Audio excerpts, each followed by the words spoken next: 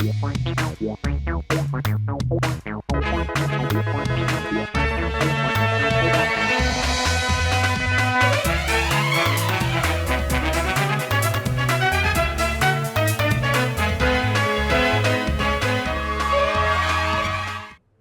मेरा नाम है जयंती झा और आप देख रहे हैं राष्ट्रीय समाचार। पहले एक नजर हेडलाइंस पर। कल्याण डोंबिवली में बीजेपी को बड़ी राहत, 2 महिला उम्मीदवारों की निर्विरोध जीत तय। दोनों सीटों पर नहीं भरा गया कोई नामांकन। उत्तर प्रदेश में एसआईआर प्रक्रिया पूरी, 6 जनवरी को जारी होगी draft voter list. Chief electoral officer Navdeep Renwa ने दी जानकारी। स्वर्गीय नवीन सिन्हा की 20वीं पुण्यतिथि मनाई गई। श्रद्धांजलि कार्यक्रम में सीएम नीतीश समेत कई दिग्गज शामिल। नेता नवीन बोले, पिता के रास्ते पर चलने का प्रयास। प्रधानमंत्री नरेंद्र मोदी 11 जनवरी को मुंबई दौरे पर, जैन समाज के कार्यक्रम में शामिल होने की खबर। संजय राउत ने पीएम दौरे को बताया चुनावी रणनीति। विदेश जाकर भारत की छवि खराब करने का शहजाद पूनावाला का आरोप। राहुल गांधी पर शहजाद पूनावाला ने बोला तीखा हमला, कहा विपक्ष के नेता नहीं प्रोपोगेंडा लीडर हैं। कल्याण डोंबिवली महानगर पालिका चुनाव से पहले भारतीय जनता पार्टी के लिए बड़ी राहत और उत्साह की खबर सामने आई है। कल्याण पूर्व और डोंबिवली पूर्व से भाजपा की 2 महिला उम्मीदवारों की जीत निर्विरोध तय मानी जा रही है। हालांकि इसकी आधिकारिक घोषणा, नामांकन पत्रों की जांच और अंतिम उम्मीदवार सूची जारी होने के बाद करीब 2 दिन में की जाएगी। कल्याण पूर्व के पैनल क्रमांक 18A से पूर्व नगर सेविका रेखा राजन चौधरी और डोंबिवली पूर्व के प्रभाग क्रमांक 26K से आशावरी केदार नवरे भाजपा की उम्मीदवार है। दोनों ही सीटों पर इनके खिलाफ कोई भी नामांकन पत्र दाखिल नहीं किया गया है, जिससे इनकी निर्विरोध जीत लगभग तय मानी जा रही है। इस खबर के सामने आते ही कल्याण डोंबिवली में भाजपा कार्यकर्ताओं में खुशी की लहर है और इसे मतदान से पहले पार्टी के लिए बड़ी राजनीतिक सफलता के तौर पर देखा जा रहा है। उत्तर प्रदेश में एसआईआर की प्रक्रिया पूरी हो चुकी है, जिसका ड्राफ्ट मतदाता सूची 6 जनवरी को सामने आएगा, जिसकी जानकारी उत्तर प्रदेश के मुख्य निर्वाचन अधिकारी नवदीप रेणवा ने दी। उन्होंने बताया कि कितने वोटर्स के नाम लिस्ट से एसआईआर होने के बाद हटा दिए गए हैं और आगे ये जो प्रक्रिया है ये किस तरह से पूरी की जा रही है, अभी तक किस मुहाने पर ये प्रक्रिया पहुंच चुकी है। उन्होंने ज्यादा जानकारी में क्या कुछ कहा, सुनाते हैं आपको, सुनिए। जो विशेष गहन पुनरीक्षण चल रहा है मतदाता सूचियों का, उसमें हमारा गणना चरण 26 दिसंबर को समाप्त हो गया है और जो ड्राफ्ट मतदाता सूची प्रकाशित होनी थी 31 दिसंबर को, अब उस रिवाइज शेड्यूल आया है, जिसके अनुसार अब ये ड्राफ्ट मतदाता सूची 6 जनवरी 2026 को प्रकाशित होगी और इसके बाद 1 महीने का समय दावे और आपत्तियों के लिए लोगों को मिलेगा, जिसमें अपना नाम जुड़वाने के लिए फॉर्म 6 भरा जा सकता है, किसी का नाम कटवाना है तो उसमें फॉर्म 7 भरा जा सकता है और शिफ्टिंग करनी है या कोई संशोधन करना है डिटेल्स में जो वोटर लिस्ट में आई हैं ड्राफ्ट में, उसके लिए फॉर्म 8 भरा जा सकता है। उसके बाद हम इनका निस्तारण करेंगे 27 फरवरी तक और जो अंतिम मतदाता सूची फाइनल इलेक्टोरल रोल एसआईआर के रिजल्ट के रूप में जो पब्लिश होगी उत्तर प्रदेश में, वो 6 मार्च 2026 को होगी। और इस जो ड्राफ्ट है इसमें लगभग हमारे 2,89,00,000 के आसपास नाम कट रहे हैं। हमारा जब 27 अक्टूबर 2025 को जब हमने ये कार्य शुरू किया था एसआईआर का उत्तर प्रदेश में, उस समय 15,44,00,000 से अधिक नाम मतदाता सूची में थे और अब जो ड्राफ्ट प्रकाशित होगा उसमें ये 12,55,55,000 के आसपास नाम रह जाएंगे। और ये ऐसे लोगों के नाम हैं जो या तो जिनकी मृत्यु हो गई या जिन्होंने परमानेंटली जिस जगह वो रहते थे, जिस बूथ के एरिया में, वहां से देश में। खबर पटना से। बीजेपी के राष्ट्रीय कार्यकारी अध्यक्ष नितिन नवीन के पिता स्वर्गीय नवीन सिन्हा की 20वीं पुण्यतिथि आज पटना स्थित नवीन पार्क में श्रद्धापूर्वक मनाई गई। इस अवसर पर बिहार के मुख्यमंत्री नीतीश कुमार, दोनों उप मुख्यमंत्री, बिहार बीजेपी के प्रदेश अध्यक्ष समेत सरकार और संगठन के कई वरिष्ठ नेता एवं मंत्री मौजूद रहे। सभी ने स्वर्गीय नवीन सिन्हा को श्रद्धांजलि अर्पित की और उनके योगदान को याद किया। इस मौके पर नितिन नवीन ने कहा कि हर वर्ष 31 दिसंबर को उनके पिता की पुण्यतिथि मनाई जाती है। उन्होंने बताया कि स्वर्गीय नवीन सिन्हा ने अपने राजनीतिक जीवन में संगठन को मजबूत करने और कार्यकर्ताओं से एक कार्यकर्ता बनकर जुड़ने में अहम भूमिका निभाई। नितिन नवीन ने कहा कि वो भी अपने पिता के दिखाए मार्ग पर चलने का प्रयास कर रहे हैं और कार्यकर्ताओं को भाई और मित्र मानकर काम कर रहे हैं। हालांकि पिता के योगदान की बराबरी कर पाना उनके लिए संभव नहीं है। मुंबई महाराष्ट्र में स्थानीय मनपा चुनावों की वजह से माहौल गर्मा गया है और इसी बीच प्रधानमंत्री नरेंद्र मोदी के 11 जनवरी को मुंबई दौरे की खबर ने सियासत को और तेज कर दिया है। बताया जा रहा है कि प्रधानमंत्री जैन समाज से जुड़े एक धार्मिक कार्यक्रम में शिरकत करने मुंबई आ रहे हैं, लेकिन शिवसेना उद्धव बालासाहेब ठाकरे गुट इसे सिर्फ धार्मिक दौरा मानने को तैयार नहीं है। शिवसेना उद्धव दल ने प्रधानमंत्री के इस मुंबई दौरे को चुनावी आचार संहिता से जोड़ते हुए सवाल खड़े कर दिए हैं। पार्टी के नेता और राज्यसभा सांसद संजय राउत ने सीधे तौर पर चुनाव आयोग की भूमिका पर निशाना साधा है। संजय राउत का कहना है कि बीएमसी चुनाव के ध्यान में रखते हुए अगर प्रधानमंत्री ही नहीं बल्कि राष्ट्रपति तक को चुनावी माहौल में लाया जाए तो कोई हैरानी नहीं होगी। राउत ने आरोप लगाया कि 11 जनवरी 2026 को प्रधानमंत्री का मुंबई आना महज संयोग नहीं है बल्कि चुनावी रणनीति का हिस्सा है। उन्होंने ये भी सवाल खड़े किए कि चुनाव आयोग आखिर कर क्या रहा है। संजय राउत ने महाराष्ट्र चुनाव आयोग के चीफ वाघमारे का नाम लेकर चुनाव आयोग के अधिकारियों पर जिम्मेदारी निभाने में नाकामी का आरोप लगाया और कहा कि आचार संहिता की खुलेआम धज्जियां उड़ाई जा रही है कि ये महानगर पालिका का चुनाव है। प्रधानमंत्री आप ग्राम पंचायत को भी जाते हैं।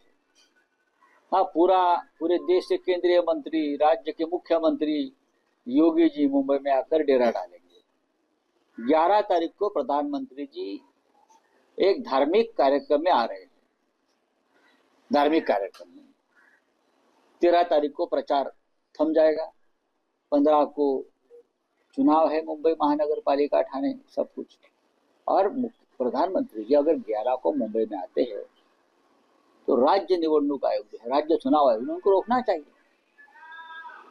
कौन से कार्यक्रम को आ रहे? धार्मिक कार्यक्रम है, वो बाद में भी हो सकता है, लेकिन उस माध्यम से उन लोगों को वो अपील करेंगे कि भारतीय जनता पार्टी को वोट दीजिए, मैं आया हूं आपके कार्यक्रम। तो चुनाव आयोग की जिम्मेदारी है कि इस प्रकार के कार्यक्रम को रोकना चाहिए। Thank you. खबर राजधानी दिल्ली से। भाजपा नेता शहजाद पूनावाला ने कहा कि भारत विरोधी बातें करने में माहिर राहुल गांधी, जो भारत बदनामी ब्रिगेड बनकर बर्लिन जाते हैं और भारत के खिलाफ दुष्प्रचार फैलाते हैं, कभी सेना, कभी संवैधानिक संस्था, सनातन और आर्थिक शक्ति के खिलाफ उनको आज वास्तविकता मिली है।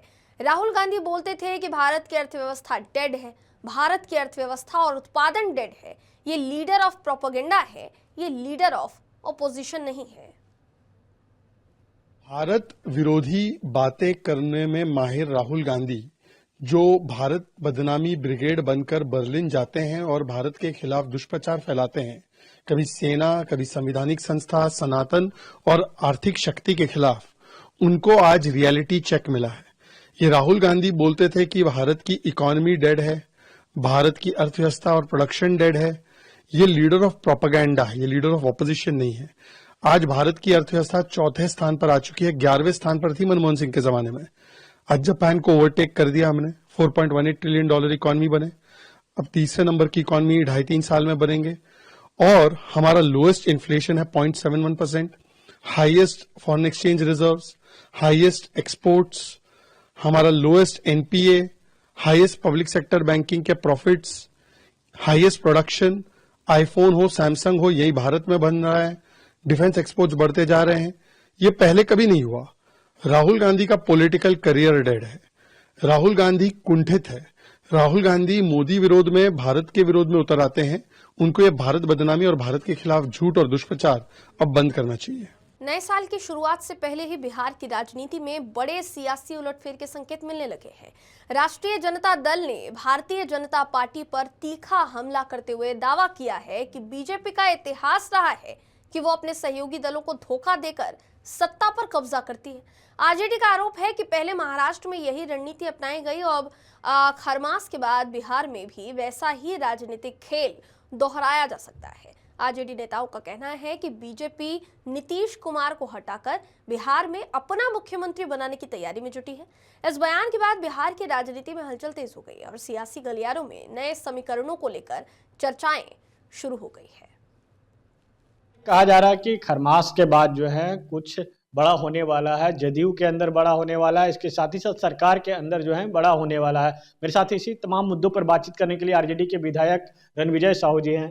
रणविजय साहू जी, अभी जदयू के अंदर चर्चा यह चल रही है कि नीतीश जी के बेटे निशांत हैं, वो जदयू का कमान संभालेंगे, तो एक तरफ कहा जा रहा है कि सरकार जो है वो परिवर्तन होने वाली है। अब देखिए, हमें तो लगता है जिस प्रकार से मध्य प्रदेश में भारतीय जनता पार्टी ने हाउस ट्रेडिंग किया था, खेला किया था, बिहार में भी उसका झलक दिखेगा और खरमास के बाद खेला होगा। खेला तो भाजपा करेगी। भाजपा के स्वभाव में, भाजपा के संस्कार में ही धोखा देना, छोटी छोटी पार्टियों को खाना। आपको याद होगा राष्ट्रीय अध्यक्ष जी चड्डा साहब ने क्या कहा, नड्डा साहब ने कहा था कि पूरे भारत में क्षेत्रीय पार्टी को खत्म कर दूंगा। ये भाषा कहीं न कहीं बिहार में नीतीश कुमार को निगलने का काम करेगा और नीतीश कुमार जी की पार्टी को भारतीय जनता पार्टी पूरी तरह से तोड़ ममोड़ के और नया खेला करके भारतीय जनता पार्टी के मुख्यमंत्री बीजेपी बनाना चाह रही है। तो खेला तो होना है और खेला होगा। अमित शाह खेला करेंगे, तो वक्त का इंतजार करिए, खेला होगा। जदयू के अंदर कहा जा रहा है कि अब जो है नीतीश के बाद निशांत जो है पार्टी का कमान संभाल लेंगे। तो क्या नीतीश कुमार हमेशा परिवारवाद का विरोध में हो रहे हैं? हमेशा आप लोग पे सवाल खड़ा करते रहे कि लालू जी अपने परिवारों को आगे बढ़ाया, हमारा कोई परिवार आगे है? तो क्या नीतीश जी अब क्या अंतिम पारी में अपना जो अब देखिए, अब नीतीश कुमार जी पूरी तरह से फंस चुके हैं। अब तो उन्हें लग रहा है न निगलते बन रहा है न उगलते बन रहा है। उनकी पार्टी में बड़े बड़े नेता उपेंद्र कुशवाहा साहब कभी इधर गया कभी उधर गया, कभी ये पार्टी बनाया कभी वो पार्टी बनाया, कभी उस दल में गए कभी उस दल में गए, कभी अपनी पार्टी बनाया। तो आज उपेंद्र कुशवाहा जी पानी पी पी के लालू प्रसाद यादव को परिवारवाद पर पाठशाला देते थे। अब खुद उपेंद्र कुशवाहा जी कहाँ है?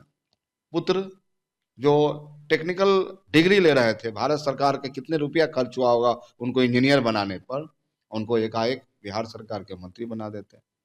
पत्नी को विधायक बना देते हैं, विधायक दल के नेता बना देते हैं। तो कहीं ना कहीं यह स्पष्ट करता है नीतीश कुमार भी चाहते हैं कि अपना इसी नैया में मैं भी पार कर जाऊं। और मैं तो स्वागत करना चाहता हूं, निशांत जी भी नौजवान है, युवा है, उन्हें आना चाहिए और बिहार की तरक्की के लिए, उन्नति के लिए जो पिछले 20 वर्षों में नीतीश कुमार जी नहीं कर पाए, बिहार में एक भी कल खराने नहीं लगा पाए।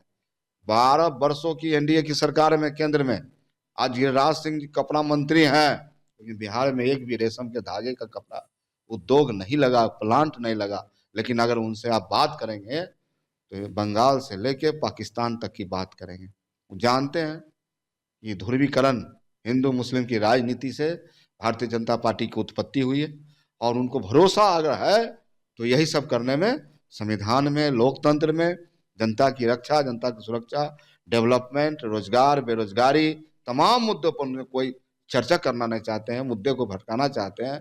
बिहार की जनता महान है, हम बिहार की जनता को सैल्यूट करना चाहते हैं कि आने वाला समय में माननीय नेता तेजस्वी प्रसाद यादव जी जो नौजवान है, युवा, जनता का भरोसा है, युवाओं का भरोसा है।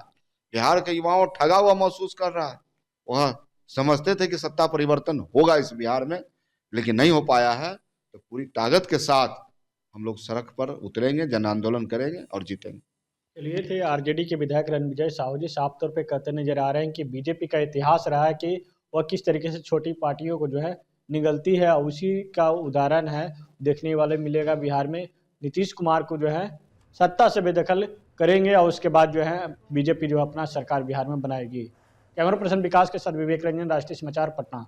राबड़ी आवास से सामान शिफ्टिंग को लेकर जदयू की तरफ से सवाल खड़े किए जा रहे हैं, जिसको लेकर राजद विधायक पूर्व मंत्री आलोक मेहता ने कहा है कि जेडीयू का यही सब काम रह गया है कि कितना साबुन रह गया है, कितने तौलिए रह गए हैं, यही गिनती करते रहें। हम लोगों के लिए इन सब चीजों का कोई मतलब नहीं है। मकान नियमितः जो होगा उस पर आगे बात होगी। क्या कार्यवाही हो सकती है, हम लोग सहयोग करेंगे, लेकिन इस तरह की बातों को बढ़ाकर जदयू अपना हल्कापन दिखा रही है। जेडीयू का यही सब काम रह गया है कि कितना साबुन रह गया है, कितना तौलिया रह गया है, यही गिनते रहे। हम लोग के लिए इस सब का कोई महत्व नहीं है। मकान नियमतः जो होगा उस पर आगे बात होगी, या क्या कार्रवाई हो सकती है, हम लोग सहयोग करेंगे।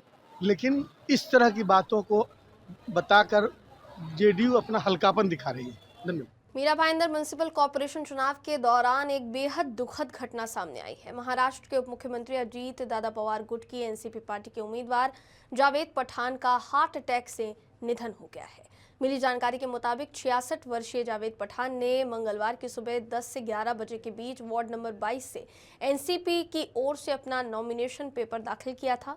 नॉमिनेशन के कुछ ही घंटों बाद दोपहर करीब 3:30 बजे मीरा रोड के हैदरी चौक इलाके में उन्हें अचानक दिल का दौरा पड़ा, जिसके बाद उन्हें तुरंत इलाज के लिए अस्पताल ले जाया गया, मगर डॉक्टर्स ने उन्हें मृत घोषित कर दिया। चुनाव प्रचार के बीच राजनीतिक गलियारों में शोक की लहर मीरा भाईंदर में फिलहाल फैल गई और सभी दलों की ओर से जावेद पठान के निधन पर गहरी संवेदना व्यक्त की जा रही है।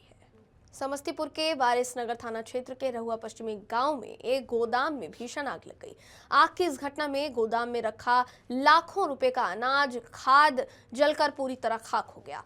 ग्रामीणों के मुताबिक आग बिजली के तार में शॉर्ट सर्किट की वजह से लगी थी, जिसे देखते ही देखते विकराल रूप लेते हुए देखा गया। आग लगते ही गांव के लोगों ने अपने स्तर पर आग बुझाने की कोशिश की और दमकल विभाग को सूचना दी, मगर दमकल की गाड़ी करीब 1 घंटे बाद मौके पर पहुंची। कड़ी मशक्कत के बाद आग पर काबू पाया गया। तब तक गोदाम में रखा 30 बोरी गेहूं, 10 बोरी खाद और बाकी के जितना भी सामान था वो सब कुछ जलकर खाक हो गया। पीड़ित किसान नर्मदेश्वर ठाकुर ने बताया कि आग इतनी भयानक थी कि ग्रामीण चाहकर भी इसे काबू में नहीं कर पाए। घटना की सूचना वारिसनगर थाना और प्रशासन को दी गई है। वहीं अंचलाधिकारी धर्मेंद्र पंडित ने बताया कि आग लगी की जानकारी मिली है और नुकसान के आकलन के लिए अंचल कर्मियों को मौके पर भेज दिया गया है। उत्तराखंड के चमोली जिले में मंगलवार रात एक बड़ा हादसा हो गया। पीपलकोटी क्षेत्र में एक परियोजना के तहत बनी सुरंग के भीतर 2 लोको ट्रॉली आपस में टकरा गई। यह हादसा रात करीब 10 बजे हुआ, जब सुरंग के अंदर मजदूरों को लेकर जा रही दोनों ट्रॉलियां कार्यस्थल की ओर बढ़ रही थी। जानकारी के मुताबिक तकनीकी खराबी के चलते एक ट्रॉली ने दूसरी को पीछे से टक्कर मार दी। इस दुर्घटना में करीब 50 मजदूर घायल हो गए हैं, जिनमें से कुछ की हालत गंभीर बताई जा रही है। बताया जा रहा है कि दोनों ट्रॉली में कुल लगभग 108 मजदूर सवार थे। सुरंग के संकरे और अंधेरे हिस्से में हुई टक्कर के कारण मजदूर संभल नहीं पाए और कई लोग ट्रॉली के भीतर ही गिर पड़े, जिससे अफरा तफरी मच गई। हादसे की सूचना मिलते ही परियोजना प्रबंधन और स्थानीय प्रशासन की टीमें मौके पर पहुंची और राहत और बचाव कार्य शुरू किया गया। घायलों को बाहर निकालकर इलाज के लिए नजदीकी अस्पताल में भर्ती कराया गया है। आरएलडी के नेता मलूक नागर ने कहा कि हुमायूं कबीर पहले टीएमसी के विधायक रह चुके हैं। इनके आपस में क्या प्लानिंग हुई, क्या खिचड़ी पक रही है, नहीं पता। उत्तर प्रदेश से जुड़े मुद्दे को जबरन पश्चिम बंगाल से ले जाकर पूरे देश में अराजकता फैलाने की कोशिश की जा रही है। एक तरफ टीएमसी की नेता महिलाओं से कहती हैं कि चाहे कुछ भी करो, ये बेहद दुर्भाग्यपूर्ण है। मलूक नागर ने कहा कि पश्चिम बंगाल की जनता सब देख रही है और सब समझ रही है। कबीर टीएमसी के विधायक थे, आपस में क्या प्लानिंग करी, क्या खिचड़ी पकड़ी और कहाँ के झगड़े को, उत्तर प्रदेश वाले मुद्दे को ला करके वहाँ करके देश में फिर अराजकता फैलाने की कोशिश कर रहे हैं। और दूसरी तरफ टीएमसी लेडीज़ को कहती है कि चाहे कुछ भी करो, झगड़ा करो, बेलन ले, चिमटा ले। और अब तो कमाल ही हो गया, जो कहा है कि हल्ला बोल, कि मतलब मारकाट मचवाओ। और एक तरफ से वो उस इशू को लेके चल रहे हैं उनके सहयोगी, और दूसरी तरफ वो इस तरीके से कर रहे हैं। तो क्या हो रहा है? ये क्या संविधान के अनुसार नहीं चलना चाहते? क्या कोई ऐसी प्लानिंग करना चाहते हैं जो बवाला हो जाए पूरे पश्चिम बंगाल में चुनाव के बजाय? तो कुछ न कुछ तो है जो इनकी खिचड़ी पकी है, और जो ये उसे प्लान बी कह रहे हैं, पर वहाँ की जनता सब देख रही है और समझ रही है। अब के सबको नकार देंगे और चुनाव में इनकी हैसियत और इनकी औकात। सूरत इंटरनेशनल एयरपोर्ट पर एयर इंडिया एक्सप्रेस की सूरत बैंकॉक अंतर्राष्ट्रीय फ्लाइट के 9 घंटे से ज़्यादा देरी से उड़ान भरने पर यात्रियों का गुस्सा फूट पड़ा। सुबह 9 बजे निर्धारित ये फ्लाइट दिन भर टलती रही और शाम 6 बजे तक कोई साफ जानकारी नहीं मिलने से एयरपोर्ट पर हंगामा हो गया। भूखे प्यासे यात्री, जिनमें छोटे बच्चे थे, बुजुर्ग शामिल थे, सबने एयरलाइन स्टाफ पर लापरवाही का आरोप लगाते हुए नारेबाजी की। यात्रियों का कहना है कि ना तो खाने पीने की समुचित व्यवस्था की गई, ना ही समय पर ठोस अपडेट दिया गया, जिससे कनेक्टिंग फ्लाइट्स, होटल बुकिंग और आगे की यात्राएं प्रभावित हुई। हालात बिगड़ने पर सुरक्षा बलों को हस्तक्षेप करना पड़ा और देर शाम तक एयरपोर्ट पर तनावपूर्ण माहौल बना रहा। फिलहाल एयर इंडिया एक्सप्रेस की ओर से देरी को लेकर कोई आधिकारिक बयान जारी नहीं किया गया है। वक्त है एक छोटे से ब्रेक का। देश और दुनिया की तमाम खबरों के लिए देखते रहिए राष्ट्रीय समाचार।